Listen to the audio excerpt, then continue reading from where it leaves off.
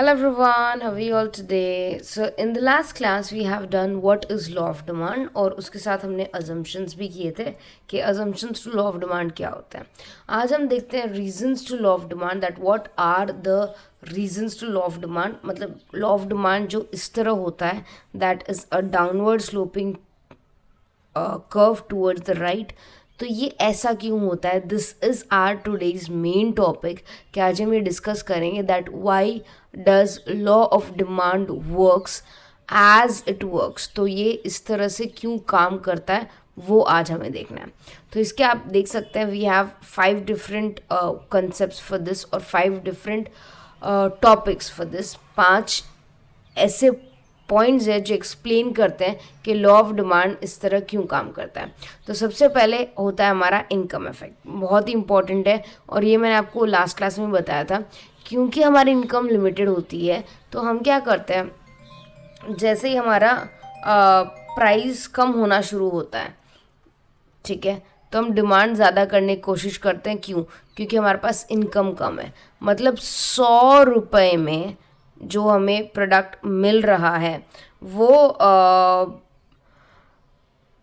अगर हमें 50 रुपये में मिले तो हम 1 यूनिट की जगह 2 यूनिट्स परचेज कर सकते हैं. क्यों? क्योंकि अगर मैं 1 यूनिट परचेज करूँगी तो भी मेरे 100 रुपये जा रहे हैं और मैं अगर 2 यूनिट परचेज करूँगी तो भी मेरे 100 ही रुपये जा रहे हैं. क्योंकि मेरी इनकम लिमिटेड है, मेरी इनकम 100 रुपये ही है, तो प्राइस जैसे गिरती है डिमांड वैसे बढ़ेगी. In the same way price अगर बढ़ जाएगी तो डिमांड घट जाएगी.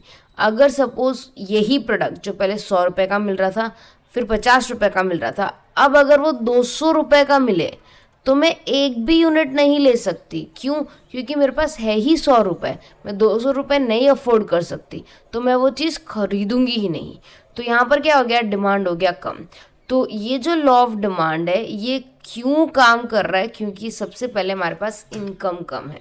सो according to this principle the marginal utility of the income ना, right. According to this principle, the real income of people increases. One second. According to this principle, the real income of people increases when prices of the commodities reduce. This happens because they spend less in case of falling prices and end up with more money. With more money, they will in turn purchase more and more. Therefore, the demand increases as price falls.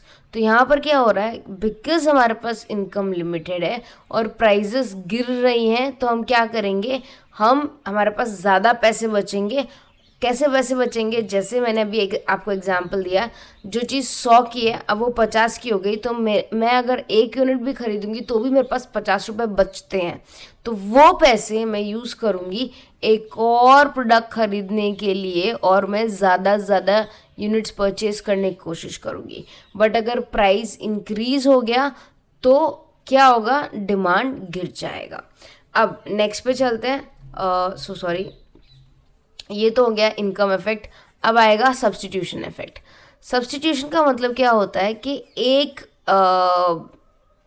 चीज़ के बदले मुझे दूसरी चीज़ मिल रही है. That is called substitute goods, जो हमने complete कर लिए थे. ठीक है, अब सब्स्टिट्यूट गुड्स का एक एग्जांपल लेती हूँ, टी और कॉफ़ी. अगर टी मुझे 10 रुपये में मिल रही है और कॉफ़ी मुझे 8 रुपीज़ में मिल रही है, तो अब क्या होगा, अब मैं डिमांड कम कर दूंगी. क्यों? क्योंकि टी मेरे लिए महंगी पड़ रही है और कॉफ़ी सस्ती पड़ रही है. तो सब्स्टिट्यूशन का भी इफेक्ट रहता है इन लॉ ऑफ डिमांड. अगर आप अब टी की प्राइस गिरा देते हो 5 रुपये, ठीक है, तो जो लोग पहले कॉफ़ी पी रहे थे अब वो आपके पास आ जाएंगे. तो आपने क्या किया, अपने सब्स्टिट्यूट गुड को इस्तेमाल किया. मतलब ऐसे लोगों को टारगेट किया जो कॉफ़ी पीते थे बट हाँ जो चाय भी पी सकते हैं. तो आपने क्या किया, आपने उन कंज्यूमर्स को अपनी तरफ खींचने के लिए प्राइस कम कर दी. और इसी सब्स्टिट्यूशन इफेक्ट की वजह से वो सारे लोग जो कॉफ़ी पी रहे थे अब वो चाय की तरफ मुड़ गए. तो ये होता है सब्स्टिट्यूशन इफेक्ट. अब I'll just read it out for you people. Okay, Consumers often classify various commodities as substitutes. For example, many Indian consumers may substitute coffee and tea with each other for various reasons. When the price of coffee rises, consumer may switch to buy tea more as it will be relatively cheaper.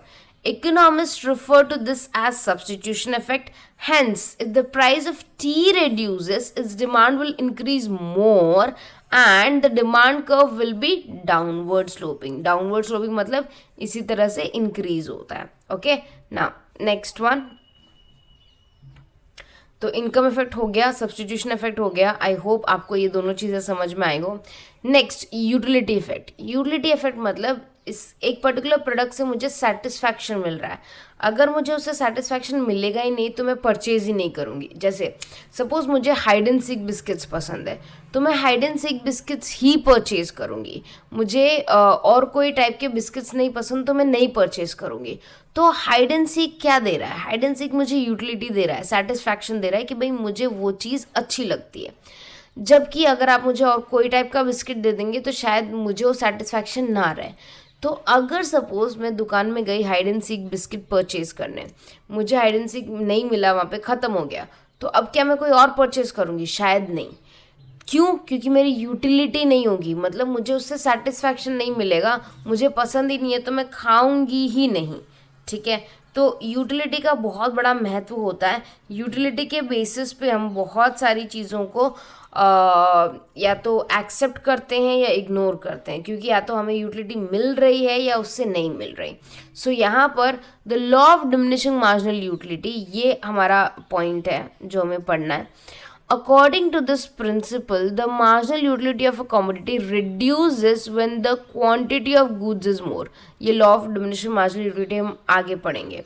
Consequently, when the quantity is more, the prices will fall and demand will increase. क्योंकि prices जब कम होती है, ठीक है, तो हम ज़्यादा quantity में चूज़ करने लगते हैं. Hence, the consumer will demand more goods when the price are less. This is why demand curve slopes downwards. तो यहाँ पर क्या हो रहा है? भले ही हमारी यूटिलिटी गिरती जा रही है with extra products, but at the same time price भी गिर रही है, तो हम वो एक्स्ट्रा प्रोडक्ट्स परचेज करने के लिए तैयार हैं. अब लास्ट के 2 पॉइंट्स बहुत ही ईजी है, that is new buyers and old buyers. बहुत ही अच्छा है ये. अब देखिए, एक एग्जाम्पल देती हूँ. सपोज आपका प्रोडक्ट है फ़ोन, मोबाइल फ़ोन, ओके, और पहले चलते थे लैंडलाइन. यस. अब बहुत सारे न्यू बायर्स हैं जिन्होंने आज तक फ़ोन नहीं परचेज किया, अब करने लग गए. क्यों? क्योंकि ये बेसिक नीड हो गई है. तो अब आप प्राइस जितनी कम करोगे उतने ज़्यादा लोग, एक तो करंट कंज्यूमर्स तो परचेस करेंगे ही करेंगे, नए बायर्स भी आएंगे. ऐसे लोग जिन्होंने आपका प्रोडक्ट शायद आज तक नहीं परचेज किया हो, अब परचेज करेंगे. क्यों? क्योंकि आपके प्रोडक्ट की प्राइस कम है. Only because the price of the product is low, they are going to afford it and they are going to purchase it. Whereas मैं ओल्ड बायर्स की बात करूं तो कई बार क्या होता है, ओल्ड बायर्स छोड़ के चले जाते हैं ओनली बिकॉज वो प्रोडक्ट महंगा हो गया है. So that is also possible. अगर न्यू बायर्स आ सकते हैं तो ओल्ड बायर्स जा भी सकते हैं. सो उसके लिए आप ये वाला 4th वाला पॉइंट पढ़ लीजिएगा और 5th वाला पॉइंट पढ़ लीजिएगा. याद रखिएगा, these are the 5 basic reasons that the law of demand works. अगर लॉ ऑफ डिमांड कार्य कर रहा है तो वो इन 5 रीजन्स की वजह से ही कर रहा है. अगर ये 5 रीजन्स हटा दूँ तो लॉ ऑफ डिमांड काम करेगा ही नहीं. ठीक है, तो प्लीज़ याद रखिएगा, लॉ ऑफ डिमांड में डिमांड कर्व डाउनवर्ड स्लोपिंग होता है. इसे हम नेगेटिवली स्लोपिंग कर्व भी कहते हैं, डाउनवर्ड टुवर्ड्स द राइट. तो ये सारे वर्ड्स आपको याद रखने पड़ेंगे. ये एमसीक्यूज में पूछे जाते हैं, डायरेक्ट क्वेश्चंस में पूछे जा सकते हैं. आप अपने आंसर्स में इस तरह के वर्ड्स यूज़ करते हो तो आपके मार्क्स अच्छे आने के चांसेस ज़्यादा होते हैं. Okay, so that's it for today. Let's meet in the next class. Next class में हम लोग exceptions to law of demand करेंगे, विच इज़ वेरी इंपॉर्टेंट. कई बार इसके क्वेश्चंस आते हैं और इसको डिटेल में आपको लिखना पड़ता है to make your teacher understand कि हाँ आपको कंसेप्ट पता है. ठीक है, so let's meet tomorrow. Bye everyone.